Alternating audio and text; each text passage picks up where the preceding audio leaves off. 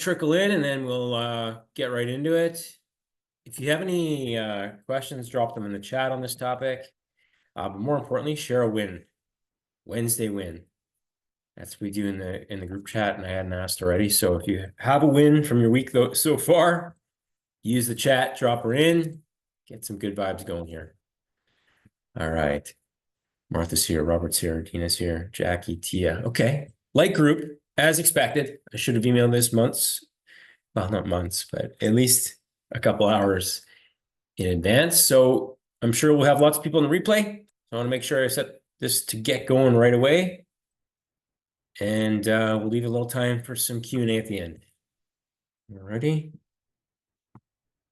Okay. So here we go. Hopefully you guys can see full screen.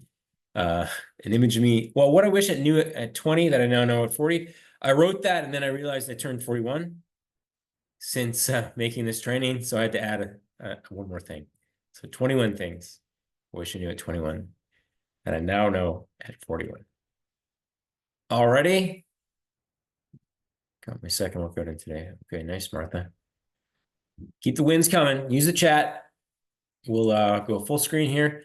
So creatine isn't just for gym bros. So this is going way back. I've used creatine off and on for the better part of 2 decades, frankly.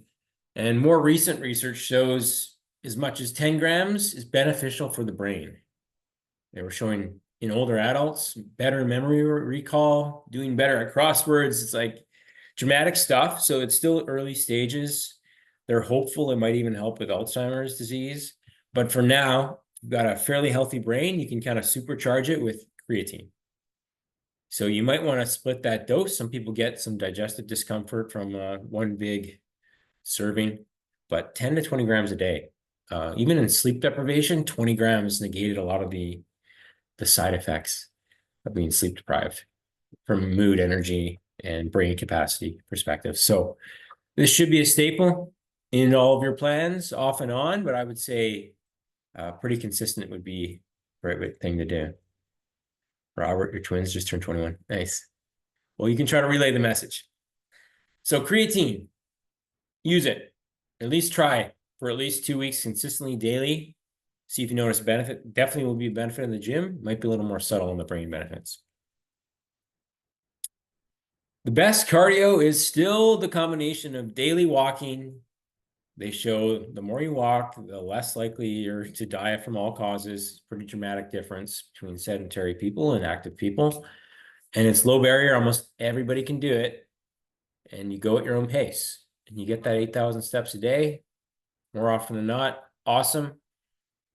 Where the benefits are for VO2 max, right? We talk a lot about that now, where that's your body's ability to take in oxygen during intense activity. Like the higher that number, the less likely you're going to end up in a personal care home in 20 years. Because it does gradually go down with age, but if you set a high bar in your 30s, 40s, or whatever, and you continue to practice these behaviors, you can really negate that drop-off that happens. If your VO2 max is 0, you literally can't get up off the toilet. And that's where we know we've lost. So the method for that is the gold standards in Norwegian 4x4. That's a little intense, I find, for the average person, where you're like max heart rate for 4 minutes. Your form will break down, and most people can't sustain that pace for that long. So start with like 30 to 60 seconds, like moderate hit, maybe working up 2 minutes of max heart rate, 2 to 4 minutes recovery. All you have to do is repeat it 4 times. And we don't want you going too extreme with that. You can tax your nervous system, heighten appetite, and obviously not recover as well from your workout. So try it like once every 2 weeks to start, and then it might become a weekly staple. Or play a rec sport, that would qualify as well. Grip strength. So we, I've always been questioned by, I always share the studies on this in the free press and elsewhere. I'm like, well, I bet, but truck drivers have good grip strength, but they're not healthy. Nonetheless, it always comes back as a predictor of longevity, better than blood pressure. The stronger you are, the better your grip, more likely you're going to live longer. Just the indication of more muscle strength. You get sick, but if you're strong, you have muscle, you have some weight to lose, some good weight to lose, you're more likely to have a better outcome. right? So weight training is the gold standard here. Obviously, pairing that with the diet that's sufficient in protein, and you should be covered. I sometimes would suggest I don't even know what the name of it is, but you just hang from a bar as long as you can. If you're hitting a minute plus, you're really good with that. Like from a pull-up bar. Squeezing stress balls, just gripping weight for long sets. Farmer's walks might be the other one, where 2 moderately heavy weights and you're walking back and forth for a minute or 2. We do program some of that. Some of it doesn't make sense for people though. Okay, warm-ups don't need to be a workout. People tend to overemphasize stretching prior to exercise. It can actually make things worse, like from a strength perspective. But we do want those joints warm, those muscles warm, and the heart rate up. And there's always a place for like mobility here, right? Your hips, your knees, shoulders. Good idea to have them nice and limber before you start lifting heavy. Okay, and you guys have access to those in your on-demand workouts. So don't prolong this, but certainly over 30, important to not just walk in and, max out the weight, get some blood flow into the joints, limber up your shoulders, hips, depending on what you're training that day, right? Good idea. Just don't spend too much time on it. All right. See, we've been joined by a few people. So I'm just going through my 21 tips I wish I knew at 21, now that I'm 41. Okay, so this seems a little bit out there, but to lift heavier, you do benefit from hyping yourself up. I like music best for this purpose, depending on the day. It can be pretty out there. Sometimes it's like gospel music. Sometimes it's hardcore rap or heavy metal.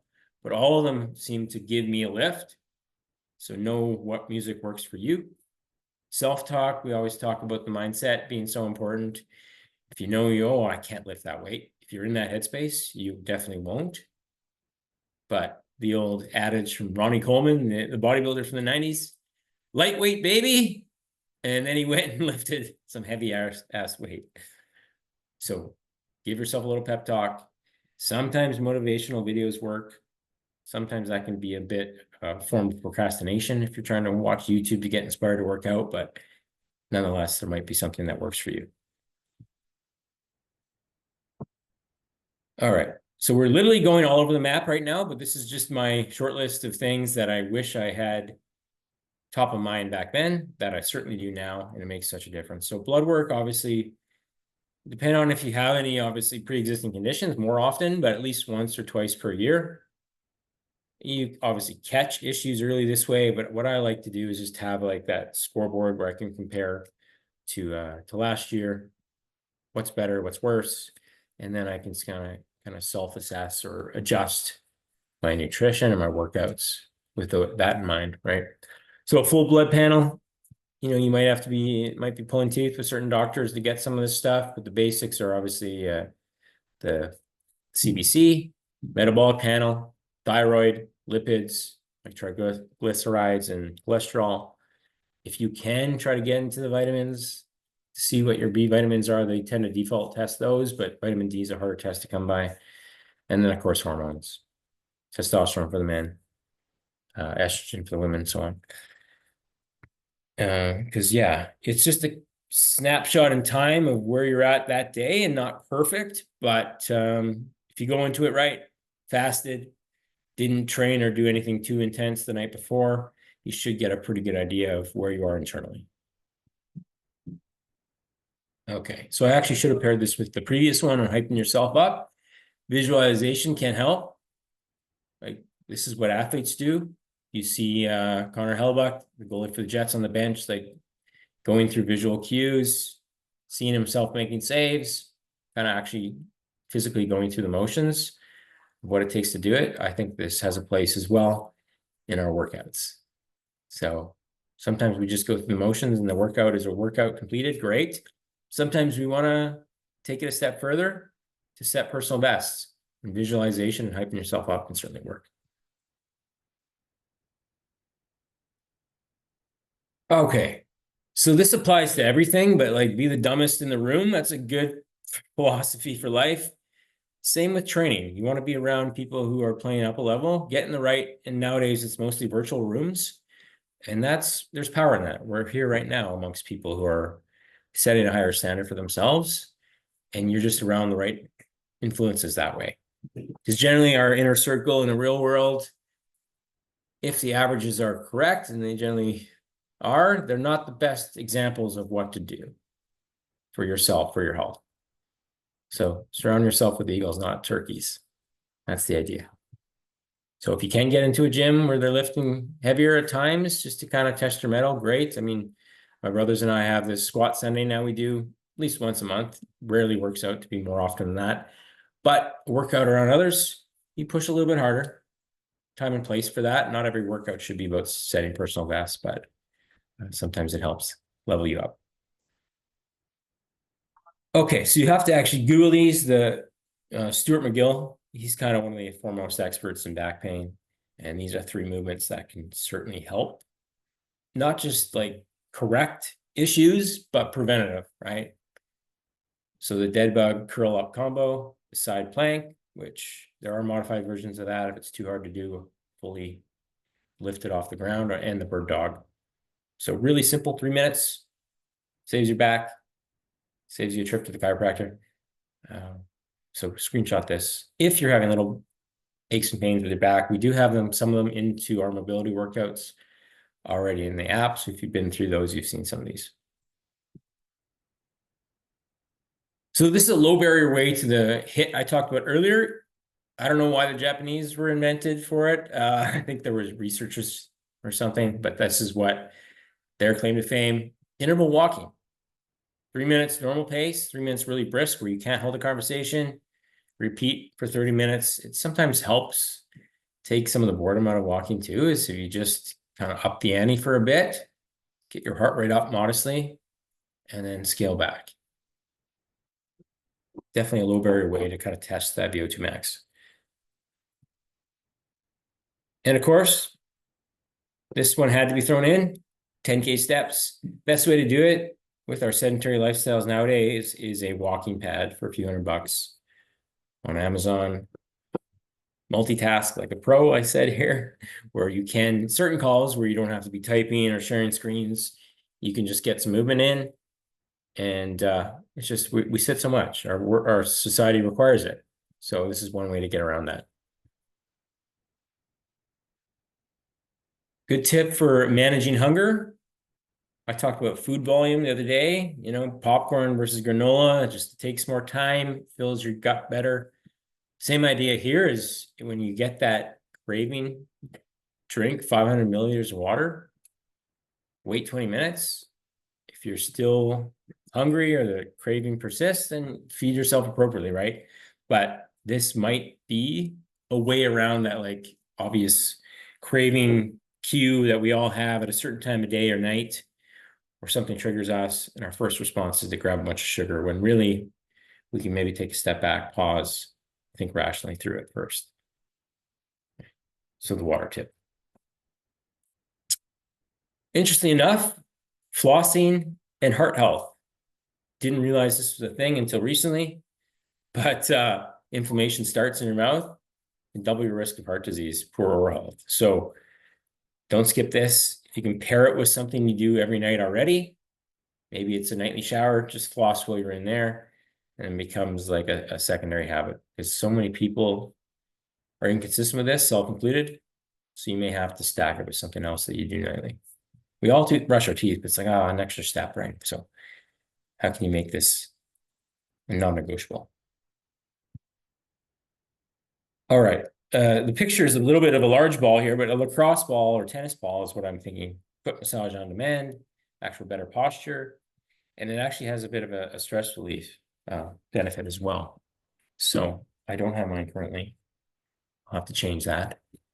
But a little thing, it doesn't require any more time, effort, money, or attention. That can make a real difference in your day-to-day. Okay. I'd appreciate you guys just sharing in the chat which one you're going to take home with you so far. And then we'll keep going. I just don't want to overwhelm you with 20 things and you forget. So think of one now from what's been shared that's realistic for you. So along the same lines, We talk about habit stacking. That was really popularized by James Clear. So the example I shared earlier, floss while in the shower, morning or night, whenever you do it. Walk during certain calls, make that a non-negotiable. Simple way to get steps without even thinking about it. And then maybe you watch wrestling every night, like Steve, and you're going to do it on the treadmill instead of with a bag of chips. Cardio over chips. Still enjoying the show that you intended to watch, but now you're doing it in a way that supports your goals. Sorry. Okay. We're going to try the interval walking. Arlene's going to floss. Very good. Keep them coming. Check your vitamin D. So in the summer, probably okay if you're getting some semi-regular sun exposure on exposed skin. Shock and awe. Tons of benefits. Actual research shows your mitochondria like lights up and rejuvenates from the sun. Obviously, don't go to the point of burning. Skin cancer is a real thing, but in moderation, huge benefits. So in the winter, at least in our parts of the world, supplementation may be necessary. And you'll want to pair it with K2, vitamin K2, because there is some risk, calcium in the arteries from excessive vitamin D because it improves absorption. So the K2 ensures that that gets directed to your bones, not your arteries. Okay. So I would love to see you get a blood test that shows where you are. Most people, though, 80% are deficient, even if they do get some sun exposure. So it's likely speaking something you can do up to 2000 IU daily. Okay. Try to get blood work, but if you're never exposed to the sun, very likely deficient. And it is kind of a pro-hormone. It does help with hormonal production, immune function. Mood and energy is actually a big piece of the puzzle there as well. Okay, strength starts at the ankles. Tight ankles means even on a squat, you can't get as good a depth. You can't train your quads as well. So little stuff that you can, again, do with that lacrosse ball is just like ankle stretches against the wall, calf raises, like the example shared, or ankle circles where you're literally just, rotating on your big toe while you sit. 3 minutes. Save you potentially years of injury. If it comes to tight hamstrings, all these things are interconnected, right? Okay, Martha's going to try the ball under the desk. So along this lines, when you use the ball, just do a few ankle mobility movements, and it'll translate to a lot of areas, but certainly in the weight training, less injury risk. Okay, this is all the rage nowadays. Mouth tape. You see the ads and stuff. I wouldn't take it that far, especially if you're a snorer at night. That might actually be risky to close off your mouth. But try to get in the habit of breathing through your nose most of the time. Nasal breathing, better than mouth breathing. There was even some research that people look different. They're more prone to mouth breathing than nose breathing. I don't know how much merit there is to that, but certainly better sleep, cleaner air because your nose is a natural filter, right? And supposedly sharper focus. So consider clearing your nose before bed, sleeping up on a propped up pillow so you're not into that snoring, mouth breathing. Obviously, weight loss helps with that more than anything, but if you want to go there, you can certainly try the mouth tape out. Use at your own risk. Okay, winter blues. We wake up at 7 a.m. and it's still pitch black until daylight savings time. It's very difficult to kind of adhere to that get morning sunlight tip that's out there. So the next best thing is one of these happy lights, 10,000 lux. I think it would only cost you 30, 40 bucks on Amazon. Last I checked. I have one here. Just sits at my desk. And first thing in the morning, first hour of the day, I just turn it on. And it's subtle. I don't know if it's really making a huge difference, but the research supports kind of tricking your brain into thinking you're getting some sun first thing, and you just have more energy from that. And seasonal affective disorder is a real thing. Okay, keep this moving here close to the end, I think. At the same token, you want light exposure in the morning. Natural cortisol release is good. Energy, mood, focus. At night, you want the opposite. So you want to block as much of that blue light as possible. And unfortunately, we're all glued to our screens before bed, right? So in order to get around that, have a no phone zone like we talked about for at least 30 to 60 minutes. If you can't do that, blue light blocking glasses, or there are filters on phones that do a decent job. TV is less of a problem because you're not as close to it, but at the same time, we still want to try to get ourselves into a natural slowdown at the end of the day. You get better melatonin release naturally, fall asleep better, sleep quality improves, all kind of tied into this. So do your best to eliminate that light pollution in at least the hour before bed.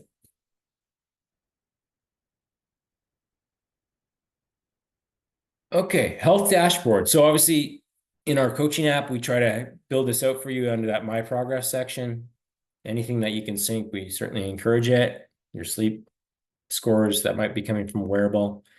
Obviously the personal best you're setting. The lab results we talked about, I can certainly help review those for you if you haven't. And then step counts, calories. The more you can track, the better to a point, right? It just ensures you know what might be working, what might not be, and so that you have some data to make decisions. So without that, it's guesswork at best. And I think this is a big one, although it's kind of trended almost to the other extreme, self-love no matter what. But you can't get lean out of hate. You know, you want to be in a place where you respect what your body's capable of doing today, even if you don't love how it looks. Content, but not complacent, I guess would be the way to put it. I want to continue to strive. You need motivation to push to get to the next level, but you don't want to do it from this really negative energy source forever, where it's like, I hate how I look, I hate how I feel. Hate is not the word we want to use for long. So as I said here, you can punish yourself into short-term actions, results, but doing this sustainably requires like a new identity change, self-love, respect, and an approach that's sustainable. Okay. Yeah, Arlene, we do. I think the biggest benefit for back pain is strength training, increasing our core strength, getting leaner. There's less weight around the middle. Next best thing is the back exercise I talked about, mobility work. And it all kind of ties in together there. All right. They might look like hacks, but they're true lessons that I've kind of found out the hard way. You don't need all 20-ish today, certainly. Just ones I've found have made the biggest impact in my life. Apart, obviously, from the big five, like dialing in your diet, your strength workouts, your walk, your sleep, all that stuff is still the foundation. But these can certainly add up, make a difference. So pick one or two, just drop them in the chat so that there's some public commitment to doing them. And then we can open it up. Questions. Because the compound effect we talk about all the time. It's very subtle. Week one, nothing really changes. All of a sudden the energy improves. You haven't been sick in months from your little one tweak on your water and nutrition. And then people are starting to ask, 20 years down the road, we're looking far ahead here, but you're ultimately now separated from your peers who didn't make these subtle daily changes. Nice, Robert. Yeah. Stretch in the shower. I like to tie mobility into my daily shower as well. Don't do it in the shower, but I do it as soon as I get out. My hips, I hold a squat in the bottom position, do some shoulder mobility, and then it becomes a daily habit that makes a difference. So last but not least, the 80-year-old frame I talk about, that person in your future is watching what you're doing, and every decision you do today is a vote for the person you're becoming. The compound effect of the right choices gives you the biggest bang for your buck later. All right, we'll leave it there. We got Donna doing the ball and ankle.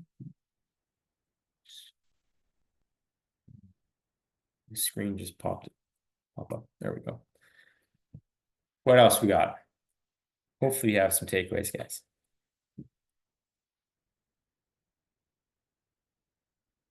A few of you shared above. Can't scroll that far up. Any questions on this?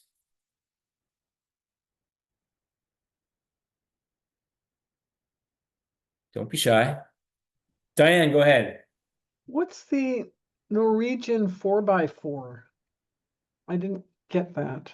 Okay, yeah, that's the like gold standard for VO2 max. Like it's 4 minutes of as hard a pace as you can go on a cardio machine is Right. preferable. Like a stationary bike would probably be the most low impact way. So by the end of that 4 minutes, you're completely gassed. That's why I suggest starting with like 30 seconds up to 2 minutes at max heart rate, then a recovery period that's equivalent to that, 2 to 3 minutes of just a steady Oh, rate, catch your breath, and then do it again for 4 rounds. okay. So something to toy with. I wouldn't go the full 4 minutes right off the hop. Okay. Jackie's going to do the interval walking, ankle rotations. Yeah, screenshots was a good idea. We'll send out the replay after. But I would suggest the main takeaway is to pick one or two. Don't overwhelm yourself.